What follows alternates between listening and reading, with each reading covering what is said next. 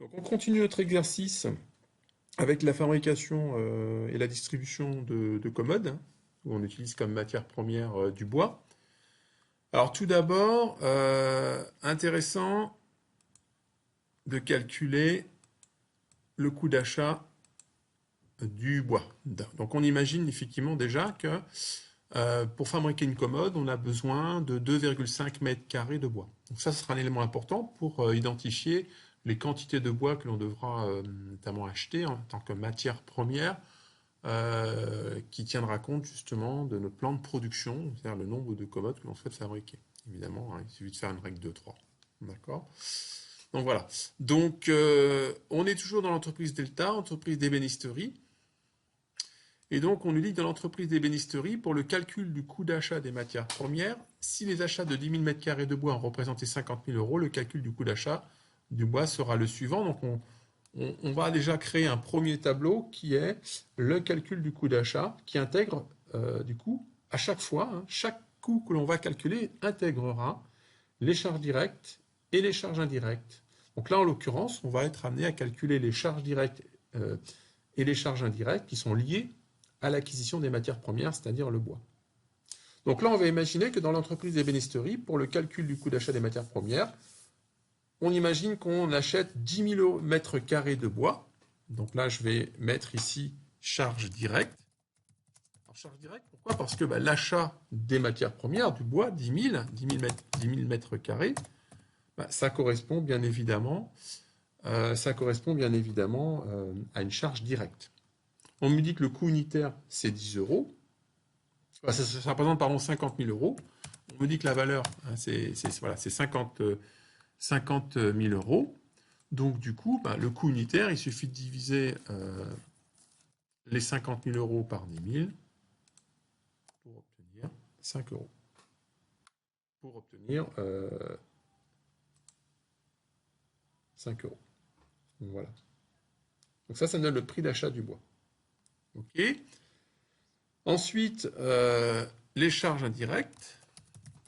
Alors, les charges indirectes, à chaque fois, les charges indirectes, on viendra les chercher dans le tableau des charges indirectes que j'ai reproduit ici. Hein. C'est celui avec lequel on a travaillé dans la vidéo précédente. Donc on reprendra à chaque fois les éléments des charges indirectes dans le tableau dans lequel on aura déjà opéré des calculs initiaux.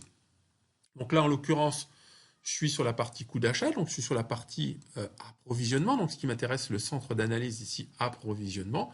Et je vois que le coût d'unité d'œuvre, c'est finalement 0,15 euros ou 15 centimes d'euros. Donc là, je vais mettre 0,15. Et que le coût de l'unité d'œuvre, pardon, la nature pas le coût, mais la nature de l'unité d'œuvre, hein, c'est 1 euro de matière première achetée. Donc on me dit j'en achète 50 000 euros, donc je vais mettre 50 000 ici. Les 50 000 euros vont devenir finalement des quantités en fait. Et donc là, je vais multiplier 50 000 par 0,15 et ça va me donner 7 500 euros. Voilà. Et je vais avoir un total qui va s'intituler le coût d'achat du bois. Coût d'achat du bois. En caractère gras. Et qu'est-ce que j'obtiens? J'obtiens en fait, alors on n'additionne jamais la colonne quantité, parce que là, vous voyez bien, qu'est-ce que j'ai en fait ici réellement? J'ai 10 000, j'ai 10 000 mètres carrés de bois, et là, j'ai 50 000 euros, en fait, qui est la nature de l'unité d'œuvre.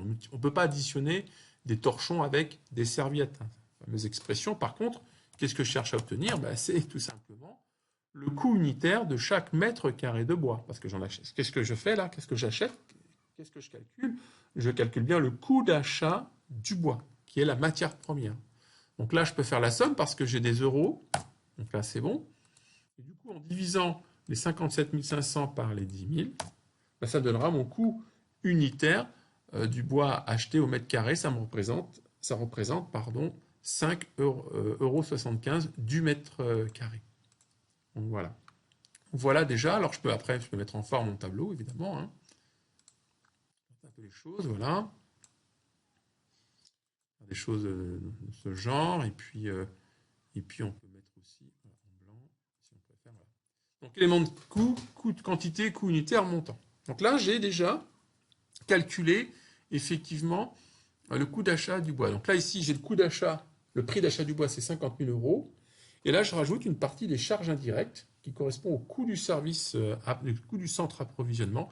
Et j'obtiens bien, en fait, avec les frais sur achat, etc., 57 500 euros.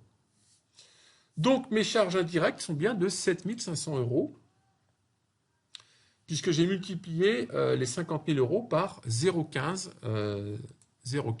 euros.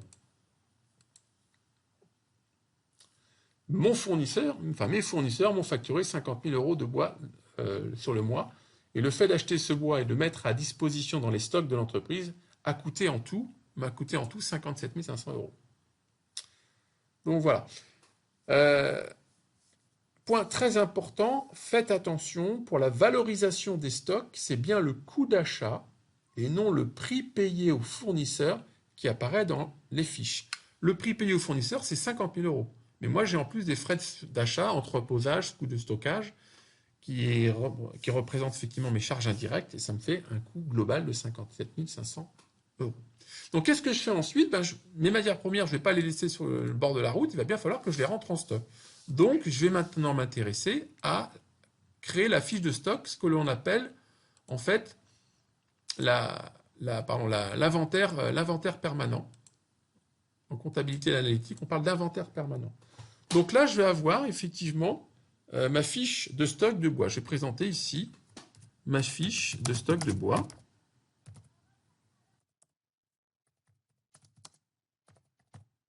Voilà. Avec mon stock initial. Les fiches de stock se représentent toujours de la même manière en comptabilité analytique. Stock initial, mes entrées, qui correspondent aux achats en fait, mes entrées en stock donc. Je vais avoir une ligne totale ici. Et de l'autre côté, qu'est-ce que je vais avoir? Je vais avoir mes sorties, c'est-à-dire le nombre de matières premières de bois que je vais sortir pour pouvoir fabriquer justement mes fameuses commodes dans l'atelier découpe et dans l'atelier assemblage. Je vais avoir un stock final. Et forcément, en comptabilité, vous savez bien que le total du débit est égal au total du crédit ou le total de l'actif, total passif. On a toujours, effectivement, les comptes sont toujours équilibrés, par définition. Donc voilà ce que l'on obtient. Donc je peux déjà mettre en forme mon document. Là, en l'occurrence, je vais en mettre en rouge, en blanc, voilà, que ce soit propre. Et puis là, j'ai tout simplement, voilà, je vais mettre une autre couleur, par exemple, un peu plus, voilà. Là, j'ai effectivement mes éléments. Ma fiche de stock est prête. Donc, qu'est-ce que j'ai fait? Regardez, alors, en initial, on me dit que sur le mois précédent, j'avais 2000 mètres carrés. Il me restait en fait 2000 mètres carrés de bois. Sur des précédents achats, 5,45 pour un montant global de 10 900 euros. Qu'est-ce que je fais? Je vais rentrer cette ligne-là en fait. Et vous voyez, je vais vous la mettre de cette couleur-là, peut-être en bleu comme ça pour que vous voyez bien. Je vais la rentrer ici en fait. C'est la même chose en fait. Je vais carrément en fait rentrer tout simplement. Ah, ça ne veut pas fonctionner, voilà. Voilà. Je vais rentrer mes 10 000 là. Ah. Ouais. Je vais rentrer donc mes 10 000 mètres carrés. Donc à 5,75 € pour un montant de 57 500 euros. Et je fais le total. Du coup, là, j'ai des torchons et des torchons, donc je peux les additionner. Les mètres carrés, 12 000. Là, il va falloir que je fasse une moyenne. Donc comment je vais faire ma moyenne? Tout simplement en faisant l'addition de la colonne montant. Vous voyez, je vais additionner les 10 900 euros et les 57 500 euros. Et je vais diviser ces 68 400 par 12 000 pour avoir le coût unitaire en fait. Et je vais avoir un nouveau montant du coup, parce que vous voyez bien, là j'ai 5,45 et 5,75. Donc ça me fait comme si je faisais une moyenne en fait. Donc je divise 68 400 divisé par 12 000 et ça me fait mon nouveau coût. Voilà, ça c'est mon coût unitaire moyen pondéré. C'est-à-dire que lorsque je vais avoir besoin dans la fabrication de bois, je vais sortir en fait concrètement, je vais sortir mes quantités de bois, ma matière première, à 5,70. Je tiens compte du nouveau prix, en fait. Et c'est une moyenne. Et là, en l'occurrence, on me dit que j'en ai besoin de 2000. Donc, j'en sors 2000, du coup. J'en sors 2000. Voilà. Alors ça, c'est dans l'énoncé, hein. Vous ne pouvez pas le deviner, on vous donne les éléments. 2000 que multiplie 5,70, ça me fait 11 400 €. Qu'est-ce qui me reste en stock final? Il me reste en fait 12 000 moins 2000, il me reste 10 000 mètres carrés, toujours à 5,70. Et donc pour un montant, 10 000 fois 5,70 de 54 000 €. Et donc là, on a bien, vous voyez, on retrouve bien les 12 000 et on retrouve bien les 68 400. Et effectivement, les 68 400 divisé par les 12 000, on retrouve les 5,70 €. Donc voilà pour justement, déjà le premier élément, le calcul du coût d'achat en fait des matières premières et donc du coup de la rentrée en stock. Donc on va s'arrêter là dans cette vidéo. Et dans la prochaine vidéo, on va enfin s'intéresser au calcul du coût de production des produits fabriqués.